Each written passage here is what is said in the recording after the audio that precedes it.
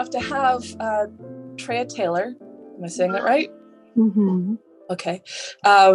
Who has worked on all sorts of interesting stuff from Jupiter Ascending, right? A legacy. There is an ascending. You're also our current men's custom made delegate. That's right. Yep, 911, Jupiter, and Orville. Yeah. Those three things are the longest, and now I'm on a period drama. So, what got you first into costumes? Into costumes? Oh, theater. So I was a young theater kid in high school. Before then I was into theater. And then I got into it in high school and then college. In my first year of college, my professor highly recommended all of her performance emphasis majors to choose a technician skill as well. And thank God she did. Very wise woman. So I got into costume design because, of course, that's what my school offered. But with that, I did learn costume technician. So we had a costume shop. I became costume shop manager my junior and senior year. And I worked in the shop. And then I got an internship right out of college at Central Coast Conservatory. So it was another theater program. It was a college theater program. And but I was teaching / working throughout the year on an internship base. And then, this is going to be like my whole story here. It feels like so dramatic. What I'm fishing for. Okay. Yeah. Okay. And then 2008 happened and theaters looked real ugly. So we had to reassess and we're like, what should we do now? So we moved back home to Oregon. I got into bridal, which is a great skill for improving your speed and for improving just like a lot of really fine tailoring, really. It's like the fanciest of tailoring mixed without wool. Hi, sweetness. And then we moved back down to LA eventually, a couple years later. And as soon as I got here, I got 3 jobs, which was really fun. I was working a lot. I worked 3 jobs at the same time somehow. And eventually just went full time into a costume technician job, non-union. And I was non-union for 8 years, met great contacts. It's great because I'm always getting work from them, even now that I'm union at union jobs, which is nice.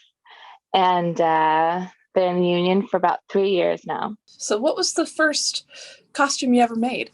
Halloween costumes for myself when I was a teenager with tape and hot glue. And I didn't know how to tie a knot in thread. So I just wrapped tape around the end. I don't know why this happened. I was not taught how to sew until I was in college. So that was my first costume. Your latest project is you said a historical costume drama, is that right? Yeah, it's 1930s. Huge background show. That's what actually I'm doing. I'm doing background alterations right now for ease of parenting. Full face.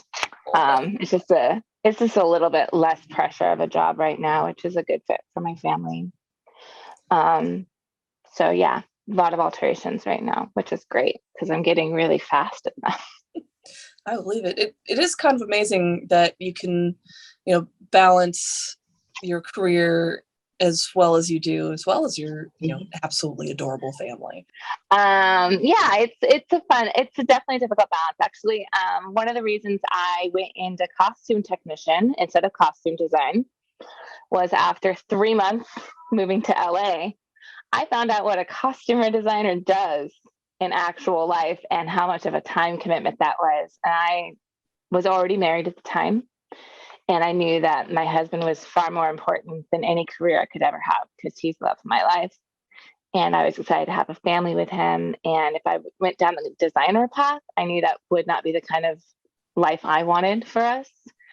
A lot of people do choose it, and it's a totally good, fine choice. It just was not the right choice for us. And I actually really like that I'm so skilled at a weird niche industry project side.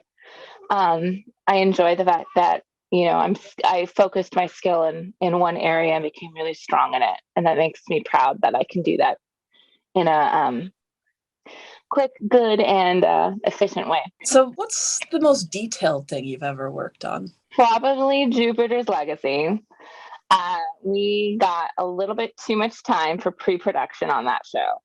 So we got really in depth into creation of the superhero costumes that I did. So I was a pattern maker for that show. Weirdly enough, I ended up doing women's patterns, but it was still really enjoyable. I really like doing women's too. So especially superheroes, they're really fun. What do you think is the most glamorous thing you've ever worked on? Glamorous. Probably when I was non-union, I was doing a lot of red carpet stuff. Like if you want to go for like straight up glamour, was the red carpet dresses are very glamorous. The tuxes were very beautiful. A lot of those designers and high-end fashion it's really nice stuff to work with, even if it's vintage. It's really well taken care of. So I think that's what you mean by glamorous. How about the simplest thing you've ever worked on that had the greatest impact? Simplest but greatest impact. Well, 911, it was definitely simple as far as product. It was a modern television show, so it didn't have anything glamorous, or, big and fancy and superhero. But I think that show, a lot of people like that show for its drama capabilities, and I think it's a really good show for representing a lot of today's issues. So I guess that's kind of my closest, simple but impactful. What took the most prototypes to make? Jupiter's Legacy. I can't even tell you how many options I had of pants for the ladies that I've done in that. There's just a lot of pant options. When I was working on the Orville, the stuff was so quick. Like we had a design and it was already approved, and you just make the design. So there's no prototype. It's just like a muslin mock-up maybe, and then straight into fabric. So it was really quick. How about a costume that isn't what it looks like?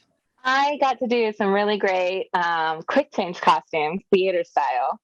So we did, right after Frozen came out, we did like this Elsa dress that went from her queenly green outfit. It was kind of green, or like royal outfit. And then it turned into the blue gauzy outfit. And it was really cool just because quick rigging a dress that goes from one full dress to another is pretty cool. I don't know if that's what you're looking for, but it's pretty cool when you see it in video. So what are some of your favorite tools to use? Tools as in like scissors? Yeah, sure. I definitely love my gingham snips. Pretty much that whole line. Rotary cutters, rotary mats were my favorite things I actually learned about after getting to LA. Didn't know that could be done easier. My hand would have loved that years ago. The stress of not cutting by hand. I love my tailor blocks, which are fun for ironing, smashing down fabric. Pretty basic, but I love them. They're so fun. What are some of your favorite materials to work with? Wool. It's very forgiving. It loves to be steamed and malleable. Be shaped to a lot of things. What else do I like? Like, I like if you're going to make something, like we did a wedding dress for the Orville and we used high-end quality fabrics. And I actually really appreciate doing that because if you're going to spend so much man hours and time into making something, it might as well be made out of really great material that is easy to work with. The natural fibers are just easier to work with than synthetic for like curves and everything. And just, you're going to spend any time on it anyway, might as well make it expensive. What was the hardest thing for you to learn how to do? I just woke her up a little bit. Hardest Oh boy. thing to learn. So I self-taught myself how to make suit jackets. That was like a reverse engineering thing. I had a sample, and this was back when I was just handed a sample and it was like, copy this and go. So I had to self teach myself how to do vent. And I still don't know if I know how to do a vent correctly, but I know how to do it based on how I do it. And it looks like the end product. So um, definitely a lot of self-taught on the men's tailoring side, which worked out. I was able to get hired by Jack at Western, and he thought I was competent and good enough at least alterations.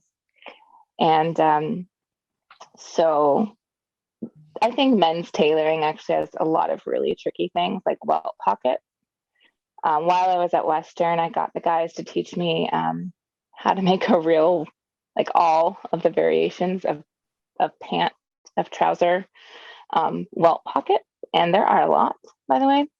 And they look really fancy when they're done right and not just like super ghetto costume style. Because I'm used to super ghetto costume style because I'm from theater. But I learned how to make them properly, and it is a lot of work. And it's really hard to teach. I tried teaching it based off of the samples that I had, and it was very difficult for other people to get the concept quickly because it's just really time consuming, even though it ends up in a beautiful product. That's definitely one of the hardest things to do is men's tailoring in general. What industry secret do you wish you would have known starting out? Permanent marker. Yep.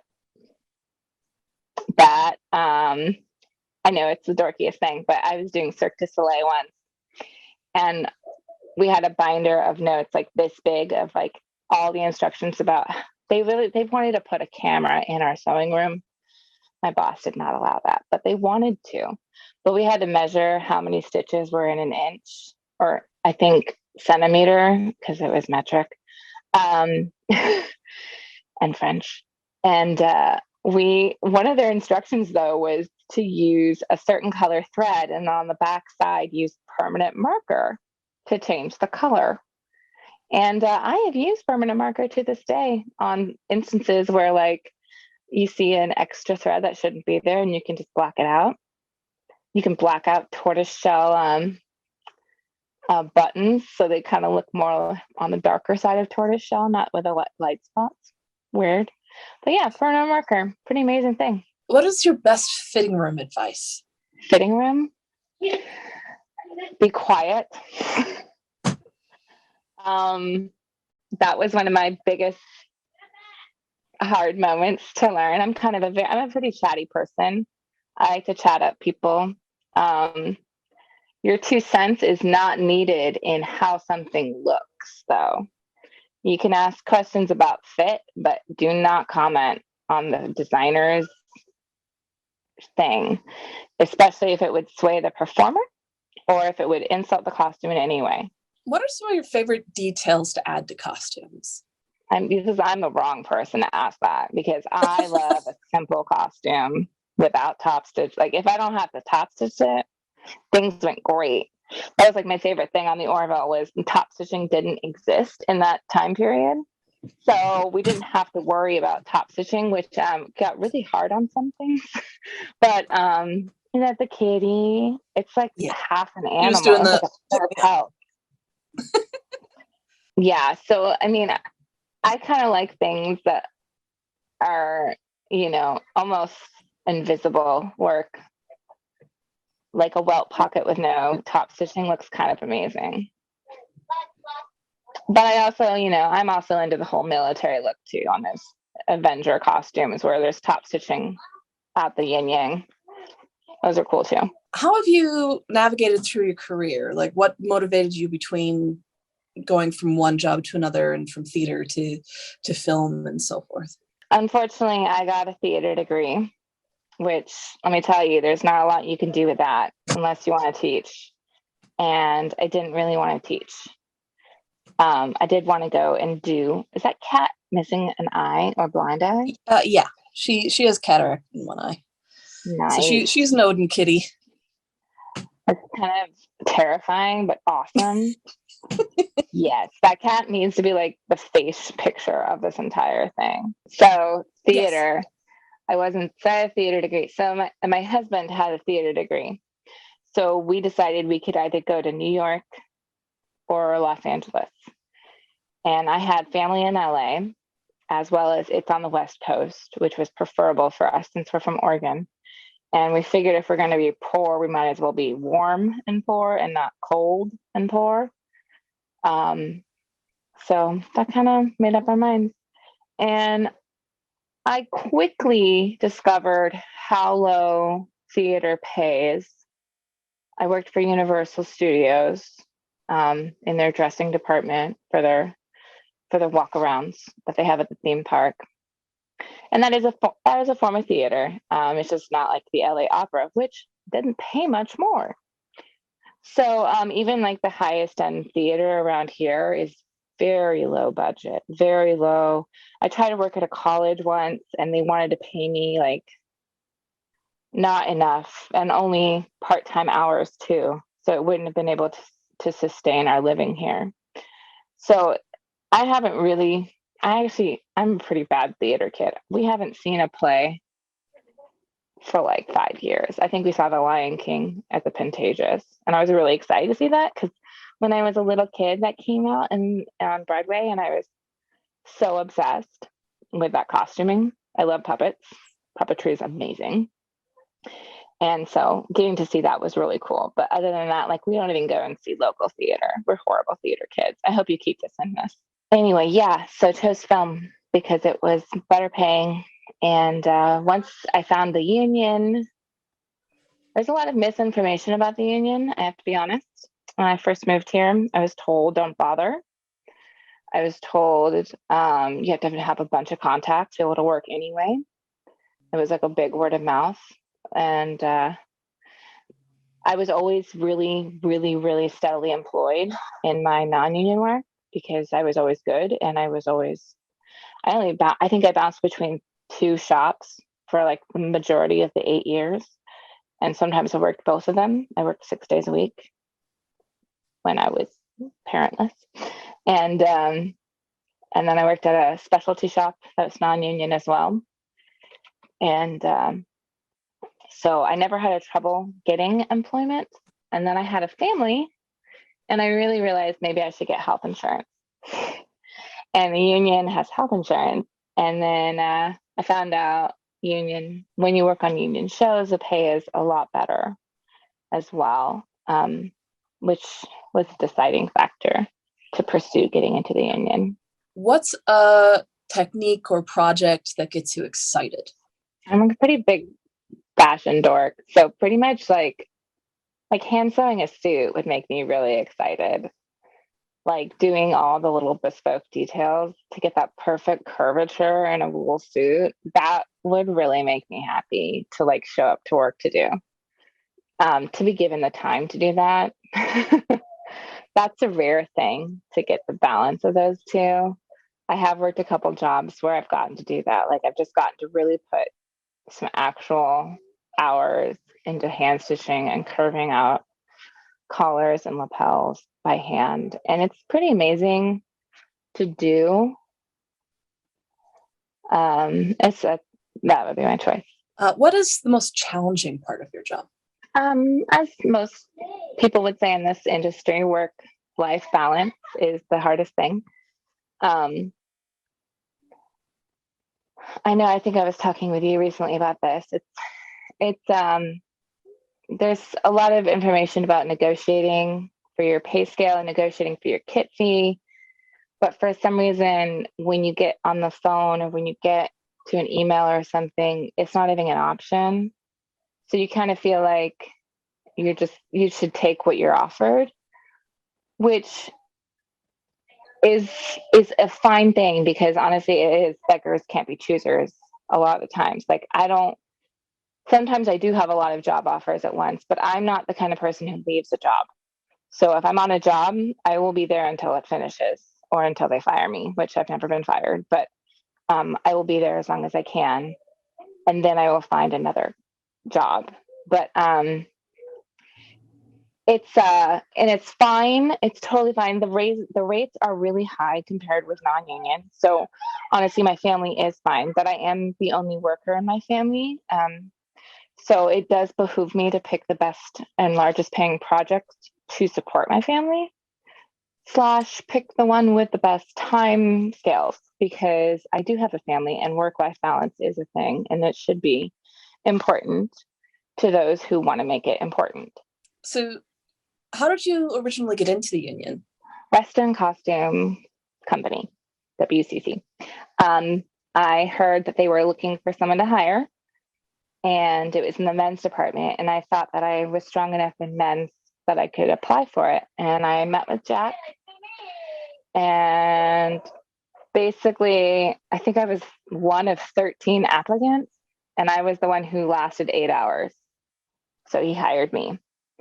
Apparently, he would just kick people out of the room, which I didn't know about till later. I also found out I was the second woman he's ever hired, and I think the longest lasting woman. And he's not a sexist. I'm not saying that he is. Saying he's an old traditionalist, and that's totally fine, because that was the world of men's tailoring, was that men made suits. And it is still definitely a prevalent thing in our industry, and it's fine. It is, it is our history. That is something we should acknowledge and embrace, and just be like, hey, guess what? Girls can make men's suits too. Just letting you know. But that's how I got in the union, was through a costume shop. Oh, I was offered when I first moved. When I found out about the union, I did go in and talk to the office, Bob Iannacone at the time. And he said just to like put me on a list. I don't actually know anybody who's state checked their way in. I think the whole thing that he was trying to say was people would hire you for a day or a week, and if you were good enough, they would keep you. But it still would have felt like I said, I don't even jump. I'm such a theater person in the sense of like I finish show, so like I can't just leave work unless they didn't have work for me. So I never really left a job. They've only run out of projects and they weren't able to keep me on. Therefore, I had to go find something else. That's the only time I've had to leave something. I've committed myself. I've never left something I committed myself to, except for 911. What role have mentors played in your career? A lot. Just thinking about my men, I had a dream about one the other night. So I had a great one in high school. Wonderful, wonderful woman, CJ Reed, in high school in Oregon. She was fantastic at just making theater fun, which is exactly what it should be. Exactly. Never felt like work. It just felt like fun. And she just always exuded that. And then in college, the woman who inspired me to pick costumes, she was a big influence, April Curtis, and we're still very good friends, and we see her when we go and visit. She was great. And then my other professor that I met my last year in college, Heather Tomlinson, she was the one who got me on the track of being a technician, because that's what she was. She was really strong a technician. So she actually taught me pattern making and draping and, as much as you can do with a domestic machine kind of thing, which is a lot. And then I went from there to my internship, and I had pretty good role models that were a little bit older than me teaching me. But I would say after that, it was a lot of self-learned. And then I met Jack. He was probably a good mentor just because he taught me so much, Jack Kasparian, and at Western. And since then, Michael Sloan, he's wonderful. I didn't unfortunately get to do a lot of men's tailoring with him, but I learned a lot from him and watching him cut and pattern and work with wool.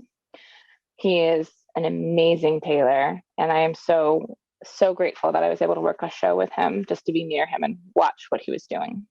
She was in the other room. You got to work with Sharon on Jupiter too? Jupiter's like, yeah, she was in the other room though, so we weren't directly working. Also, she was having to do Superhero Land, and Michael was stuck in 1930s Suit Land, which that was the good stuff. That was some beautiful things. He made that show look so beautiful in the 30s because of him. What advice would you like to give students who want to follow in your footsteps? Um, well, if you decide that you want to be a technician, not a designer, try to take classes that have to do with that. So whether it be at an LA Trade Tech, I've heard that one's really great. I know a lot of people from FITM, whatever the acronym stands for. But I do know a lot of people in our industry from FITM who are very talented as well. And honestly, I think one of the best things you can do for yourself is either get an internship, even though it's not a high paid thing.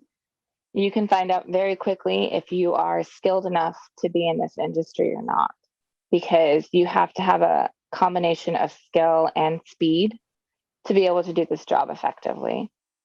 And you can learn it with time, but I think doing a theatrical internship just for a summer, even, you can learn so much by having to work so fast. And I just think it's really beneficial.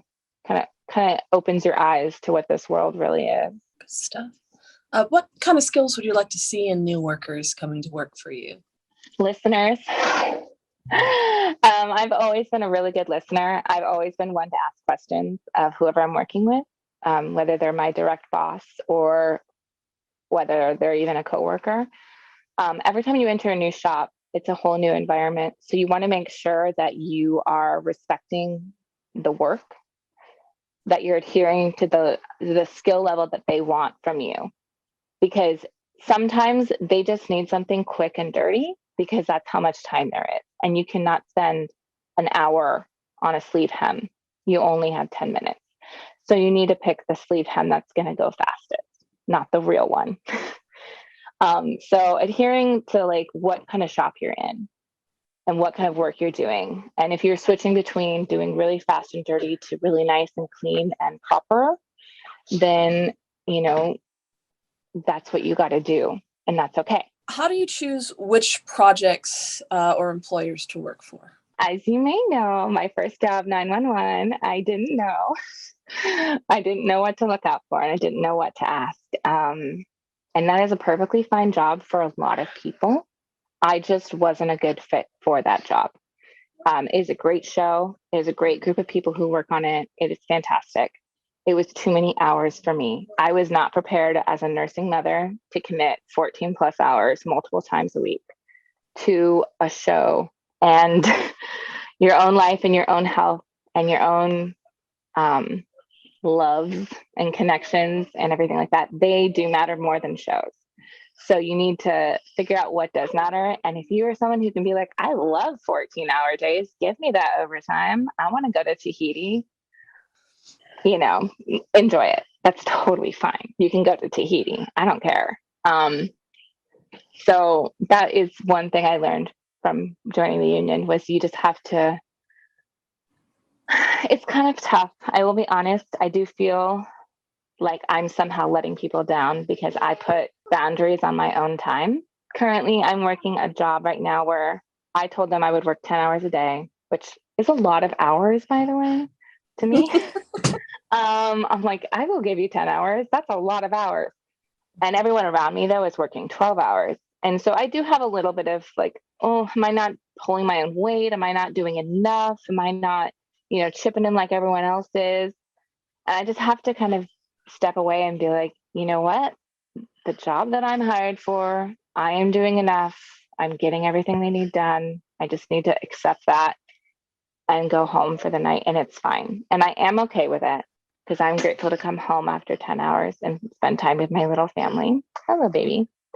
And right now I need to do that. And maybe in the future I can work 12 plus days. I hear over in Atlanta, they're on 12 sixes because they might as well work you that sixth day instead of paying you idle time to just not work on that sixth day. So what is the most important thing to create a successful collaborative environment? Oh, joining one that's already there works really well. A lot of, there's a lot of good people in our industry and our line of work just because we tend to be very benevolent people on the custom made technician side. We're pretty much easygoing people. And most of us get along just fine with each other. It's not really difficult to make it a collaborative issue. There are, of course, different personalities and different work ethic and skills that you're around. And you just kind of, I think the best thing is just to treat them with respect and treat them with that they have their own space to do what they need to do, whether it's talk a lot or whether it's be quiet a lot or whether, whatever. I only have those two examples because no one's really mean. If there's somebody who is mean, try to ignore them. Because it's usually not about you at all. It's probably something going on that you have no control over. So it's always great to join a crew that's already great. You don't really, not a lot of the times, unless you're like a manufacturing person, do you have the chance to create your own team from scratch. And even then, it's so busy that it's very difficult to get everyone who you would wish to have on a dream team or something. And even then, if you had a dream team, you might have been missing out on this really great person that the union found out for you on the day roster, or that a supervisor knew of, or the designer knew of. Like, it's kind of great that we have, she's being really cute. We have such short shows in the essence that we get the chance to turn around and make great art with a whole new crew the next year. And it's really cool to meet new people from different backgrounds and to just kind of experience, everyone's different skills. And they're all really highly skilled. Everyone's really great. If anyone's not really great, they don't tend to last long on the job. So I don't really know those people because I've not actually met them. And I think the larger a workroom is, the better. I love having multiple people. I think those are more creative shows, or more of the custom made shows, just because you get the chance to learn from each other and to work together and collaborate. What do you feel are the hallmarks of a well-run show or workroom? A well-run show is a show with script. A well-run show is a show that probably only tries to film 8 to 10 hours of content in a day and not 12 plus hours of content in a day. That is a very rare show, it turns out.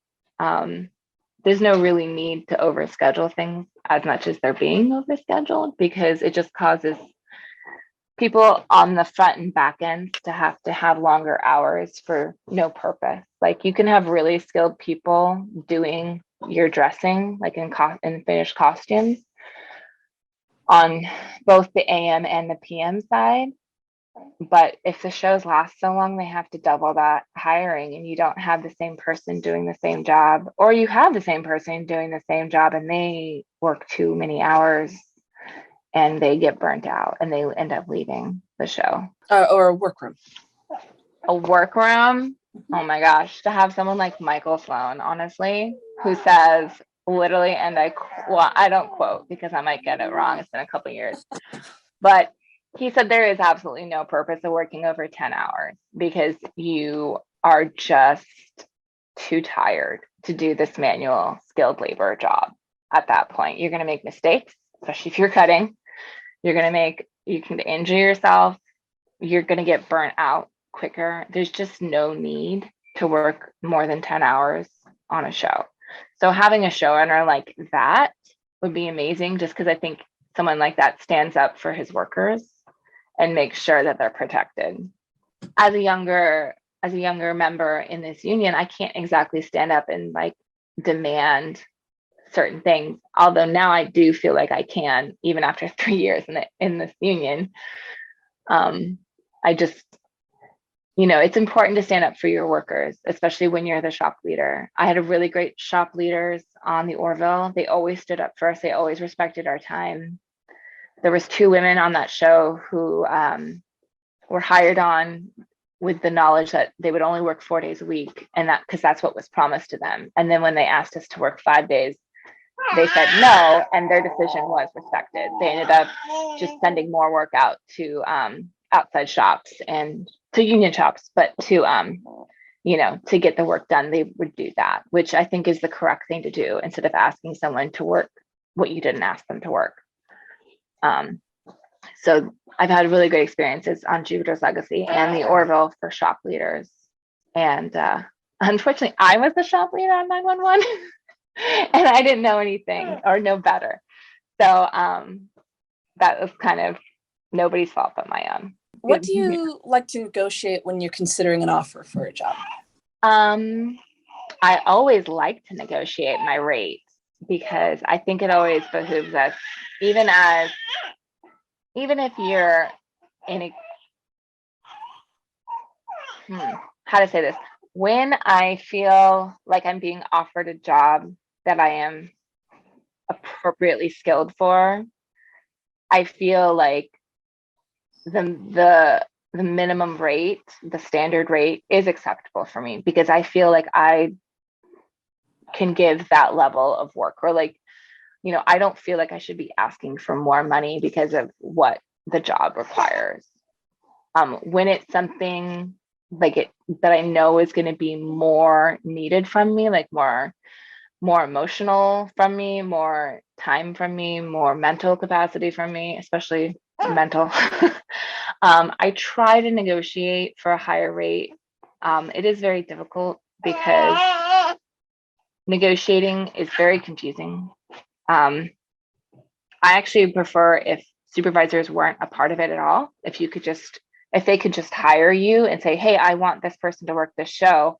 Now work with the production company and get your rate finalized, because it's starting to come off to me as this weird environment where the supervisor didn't get above scale, so they don't want to get anybody else above scale, which sounds really petty saying it out loud, but it sometimes it feels like that, and I don't know why it feels like that, and baby doesn't know either.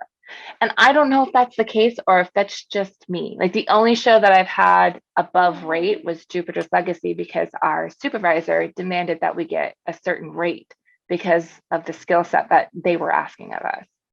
So I never even had to negotiate for higher rate. Our supervisor did it for us directly. What advice do you have for dealing with big personalities? Embrace them.